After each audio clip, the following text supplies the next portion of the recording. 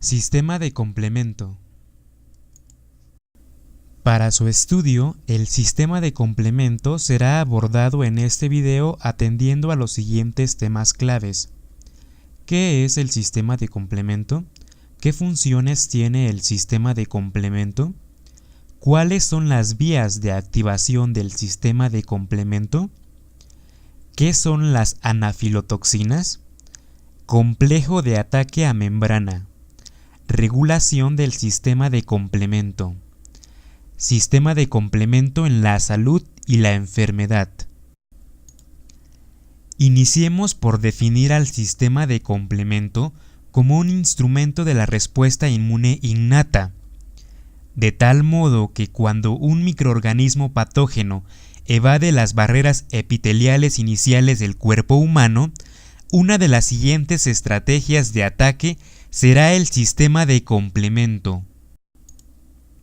El sistema de complemento se refiere a una colección de proteínas solubles presentes principalmente en la sangre y otros fluidos. Su descubrimiento se le atribuye a Jules Bordet en 1890. Sus experimentos demostraron que se trataba de proteínas sensibles al calor. Además, demostró que complementaban la función bactericida del suero. El sistema de complemento está conformado por más de 30 proteínas, la mayoría producidas en el hígado. En ausencia de infección, estas proteínas están inactivas. Cuando el hospedero es invadido por un patógeno, entonces el sistema de complemento se activa e inicia estrategias de defensa muy importantes. Para su estudio, a las proteínas del complemento las podemos dividir por su función temporal en eventos tempranos y eventos tardíos. Los eventos tempranos del complemento esencialmente tienen como función la oxonización del patógeno. La oxonización finalmente es un paso esencial para facilitar otro proceso llamado fagocitosis. Y los eventos tardíos del complemento, su función más importante es la agresión directa hacia los patógenos, es decir, la lisis. Otras funciones del sistema del complemento incluyen la promoción de la respuesta inmune adaptativa, e investigaciones más profundas han observado que el sistema del complemento participa en procesos más complejos como la remodelación de tejidos y la depuración de células senescentes e inmunocomplejos. Estos últimos temas serán descritos con mayor detalle en otra oportunidad.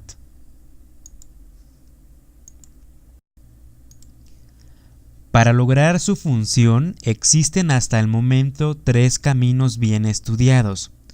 Debido a que la activación mediada por anticuerpos y por una proteína llamada C1 fue la primera en ser descubierta, esta vía se conoce como vía clásica. Poco después descubrieron una vía más, a la que denominaron vía alternativa, la cual se activa espontáneamente en presencia de patógenos. Y más recientemente, después se encontró la vía de las lectinas, la cual utiliza unas proteínas especiales para reconocer al patógeno. En el transcurso de este episodio las veremos con mayor precisión una por una.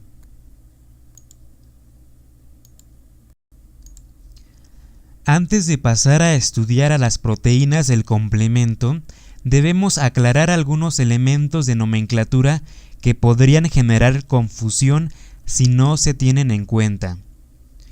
Primero, las proteínas del complemento se designan con una letra y un número. Generalmente la primera letra es C de complemento.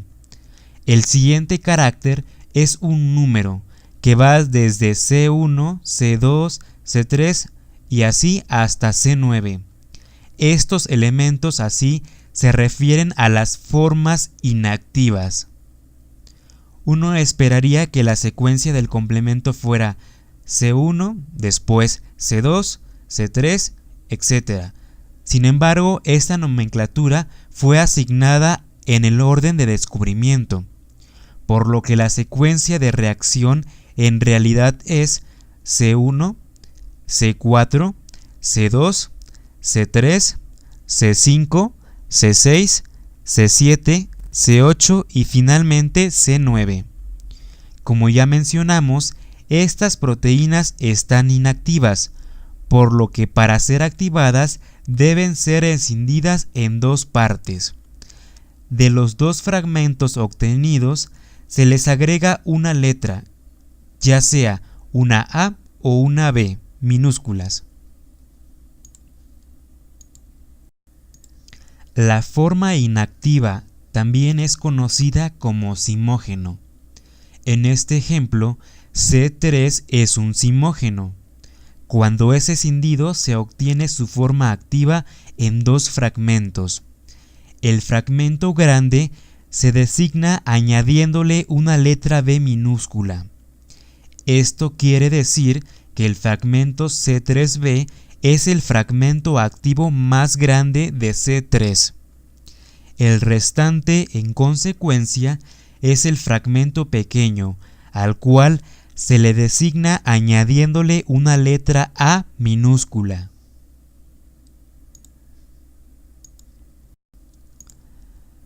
La regla anterior aplica para casi todas las proteínas. Sin embargo, hay una excepción que se ha mantenido por tradición en la literatura. Se trata de C2. C2, al ser escindido, se obtienen dos fragmentos también. Sin embargo, para su caso, el fragmento grande es C2A y el fragmento pequeño es C2b, al contrario de lo que vimos en el caso anterior.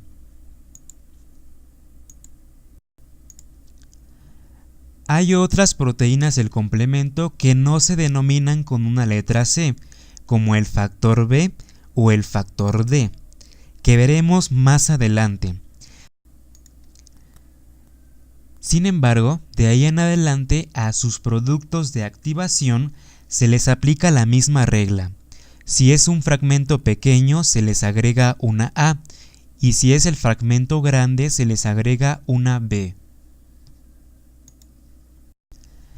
Una generalidad común de las proteínas del sistema de complemento en sus diferentes vías es que éstas se activan al reconocer lo que conocemos como patrones moleculares asociados a patógenos o PAMs.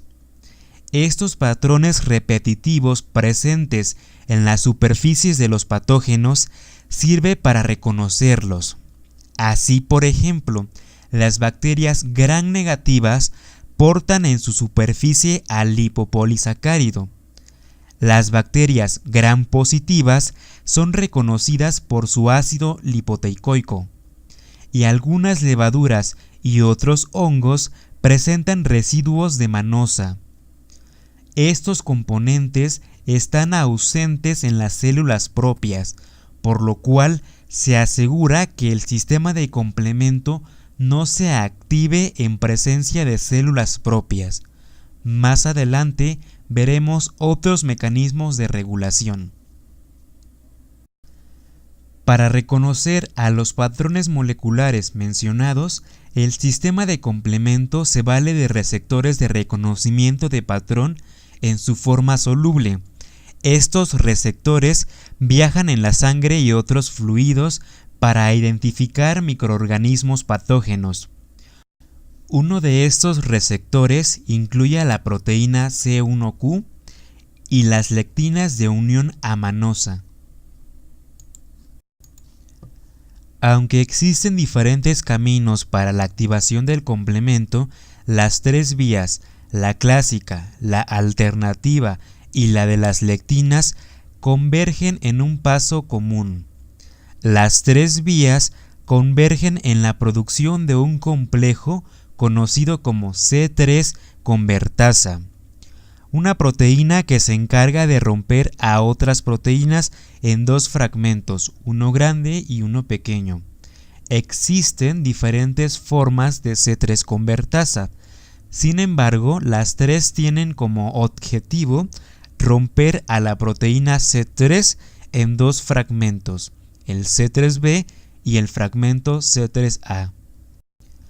Ahora veamos con mayor esmero cada una de las vías. Empecemos con la vía de la lectina.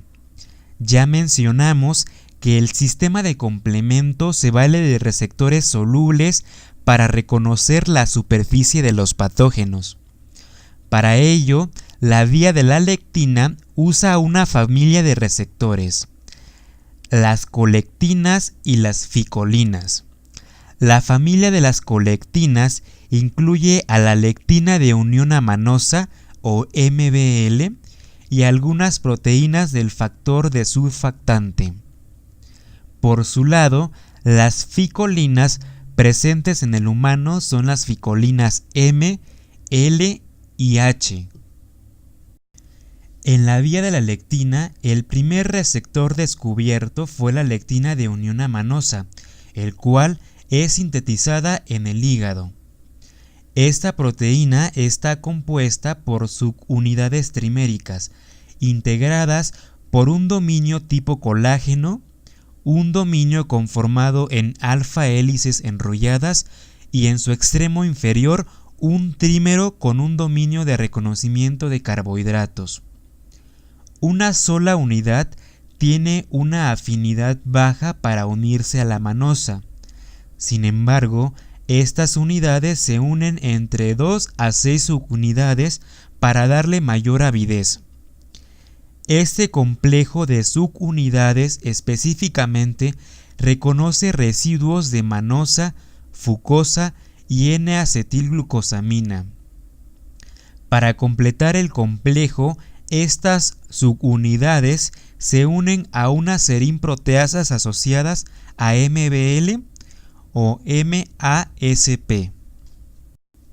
Y aquí tenemos al complejo MBL completo, las subunidades con dominios de reconocimiento de carbohidratos y las subunidades MASP1, MASP2 y MASP3. Estas subunidades mencionadas tienen la capacidad de romper a otras proteínas del complemento, como veremos más adelante. Ahora sí, cuando el hospedero es invadido por un patógeno, las MBL pueden reconocer los patrones moleculares presentes en su superficie y unirse a ellos. Es oportuno mencionar que las MBL son proteínas de fase aguda, por lo tanto, su concentración se incrementa durante las reacciones agudas de una infección. Entonces, como vimos, el primer paso de la activación del complemento en la vía de las lectinas es la unión de la MBL a la superficie bacteriana. Después, esta unión de la MBL a la superficie bacteriana ocasiona un cambio conformacional en la subunidad MASP1. Cuando MASP1 se activa, adquiere la capacidad para escindir y romper a MASP2, y MASP2 es la responsable de romper y activar a la siguiente proteína del complemento. Y la siguiente proteína del complemento que hace su aparición en esta escena es C4. C4 contiene en su interior un enlace Thioester, y cuando C4 es rompido por la subunidad MASP2 de la MBL, se obtienen dos fragmentos, uno de los cuales, el C4b, expone su enlace Thioester que le permite unirse covalentemente a la superficie del microbio cercano. El otro fragmento obtenido es C4a. En su momento describiremos la importancia de estos fragmentos. Ahora en la escena aparece C2. Para activarse necesita ser escindida, pero esto solo puede ocurrir si C2 se une al fragmento C4b. Una vez que están juntos, solo así C2 se hace susceptible a ser rompida por la proteasa MASP2.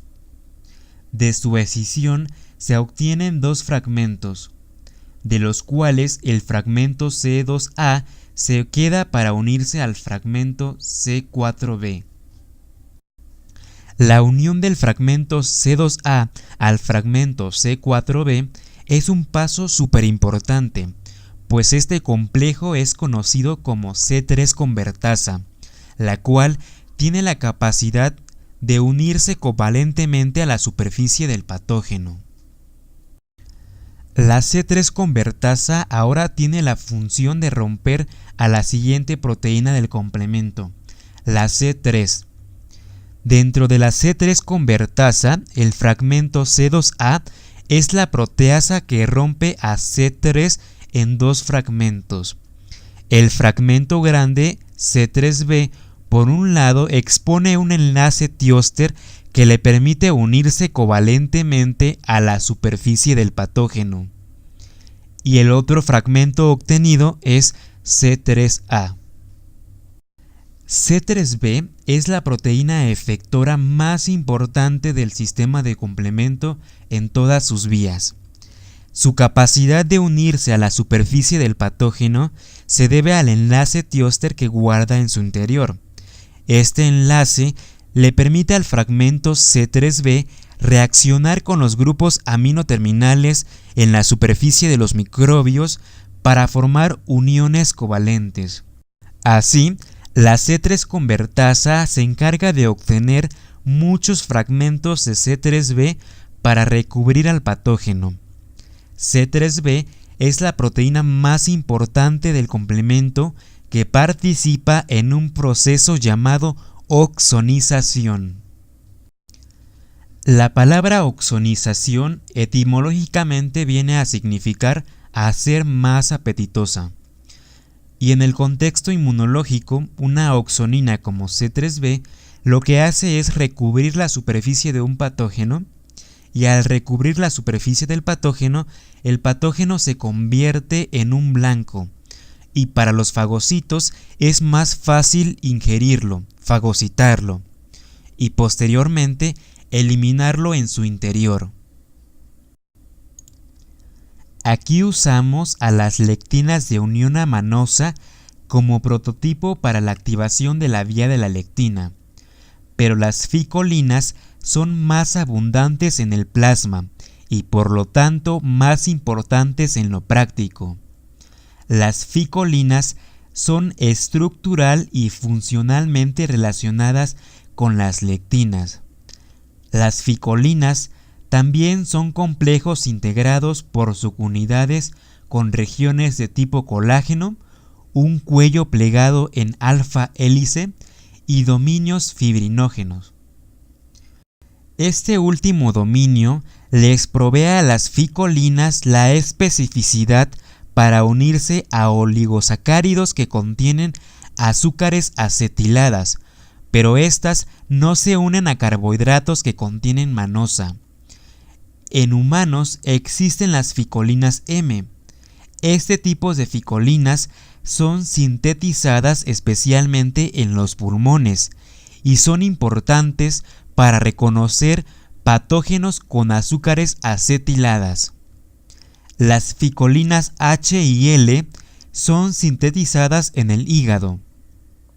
La ficolina H tiene una afinidad con especificidad para reconocer al Aerococcus viridans, una bacteria que causa endocarditis. La ficolina L, por su lado, tiene la capacidad para reconocer particularmente a N-acetilglucosamina, ácido lipoteicoico, componentes comunes de bacterias gram positivas. Hay otros receptores solubles. Se trata de las proteínas surfactantes A y D. Estas proteínas también pueden reconocer patrones moleculares asociados a patógenos. Sin embargo, estas no tienen asociación a las MBL.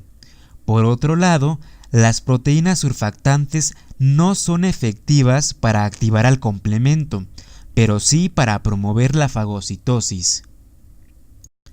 Como mencionamos al principio de este episodio, el sistema de complemento se le puede estudiar en la temporalidad por sus eventos tempranos y tardíos. Los eventos tardíos son iguales en las tres vías. Por lo tanto, nos conviene más analizar los eventos tempranos de las tres vías, para después a lo último analizar los eventos tardíos en un solo ejemplo. Pasemos a la vía clásica. Los eventos tempranos de la vía clásica, al igual que la vía de la lectina, tiene como objetivo la formación de la C3 convertasa. Descubramos cómo lo logra. Similar a la vía de las lectinas, la vía clásica usa un receptor soluble para el reconocimiento de los patógenos. Para este caso es el complejo C1. Este complejo está integrado por 6 subunidades. Cada subunidad tiene una región de tipo colágeno y unas cabezas globulares con capacidad de reconocimiento. Estas subunidades se ensamblan con otras proteínas, C1R y C1S. C1R y C1S son proteasas muy parecidas a las MASP que describimos con las lectinas. De este modo, el complejo C1 está integrado por 6 subunidades de cabezas globulares y las proteínas C1R y C1S. C1 no solamente puede unirse directamente a los patógenos, también puede unirse a los anticuerpos. De los isotipos existentes, el anticuerpo natural más eficiente para activar la vía clásica es la IgM. Ahora regresemos a la activación del complemento. El primer paso de la activación del complemento por la vía clásica ocurre cuando C1Q se une a la superficie bacteriana. Después de que C1Q se une a la superficie bacteriana, C1R sufre un cambio conformacional que la activa. Después, CR1 es capaz de activar a C1S y C1S adquiere la capacidad para romper a la siguiente proteína del complemento, a C4. De aquí en adelante los eventos son similares a la vía de las lectinas. Llega C4 y es escindida por C1S, obteniendo dos fragmentos, C4b y C2a. C4b se queda unida a la superficie bacteriana. Después aparece C2. Esta se une al fragmento C4b. Este fenómeno hace a C2 susceptible para ser escindida. Aquí participa C1S. C1S rompe entonces a C2 en dos fragmentos, C2A y C2B. C2B se queda y se une al fragmento C4B. Y estas dos proteínas, C4B y C2A, integran la C3 convertasa, exactamente igual a la de la vía de la lectina. Llegando a la C3 convertasa, los eventos son iguales. La C3 convertasa rompe a C3 en dos fragmentos, un fragmento C3b y un fragmento C3a. C3b se une covalentemente a la superficie bacteriana. El fragmento C3b se obtiene en grandes cantidades para recubrir al patógeno. Entonces, al ser oxonizado, el patógeno es susceptible para ser fagocitado. La vía alternativa probablemente es la vía más primitiva de activación del complemento. Sin embargo, es llamada así porque su descubrimiento ocurrió después de la vía clásica. La característica principal de la vía alternativa es la habilidad para ser activada en forma espontánea. En sus eventos tempranos, esta vía también busca llegar a la C3 convertasa, aunque esta vía usa una C3 convertasa diferente. La vía alterna puede ser activada por dos diferentes caminos. El primero es por acción de la vía clásica o de la lectina. Para ello, el fragmento C3b, que se genera por cualquiera de esas vías, se une a la superficie del patógeno como lo ha hecho en las vías ya descritas. El factor C3b puede unirse al factor B, otra proteína del complemento. Esta unión ocasiona un cambio conformacional en el factor B, haciéndola susceptible para ser fragmentado por la proteasa conocida como factor D.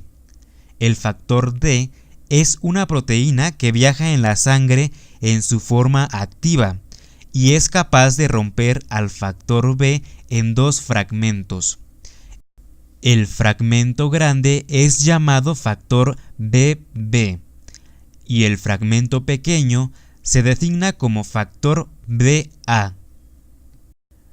Una vez que se obtiene el factor BB, esta molécula ahora se une al fragmento C3b.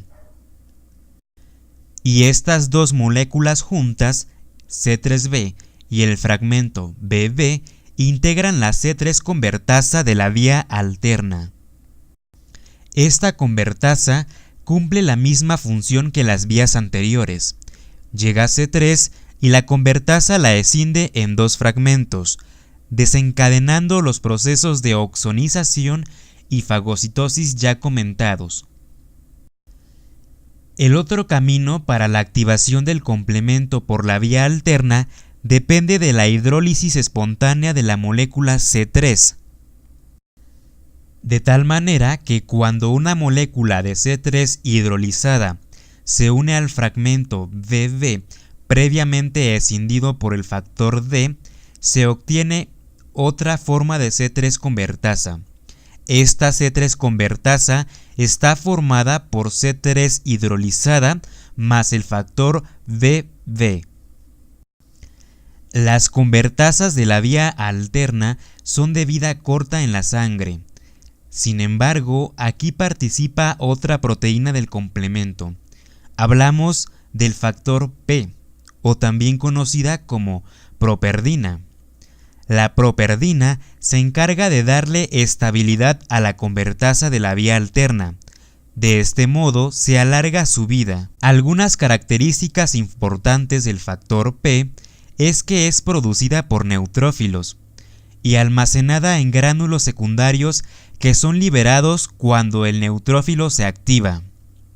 La properdina no solo interviene para dar estabilidad a la C3 convertasa de la vía alterna, sino que también tiene propiedades de un receptor de reconocimiento de patrón soluble, de tal manera que la properdina puede unirse a los microbios, pero también a células propias apoptóticas, células sometidas a estrés o isquemia, células infectadas por virus o unidas a anticuerpos.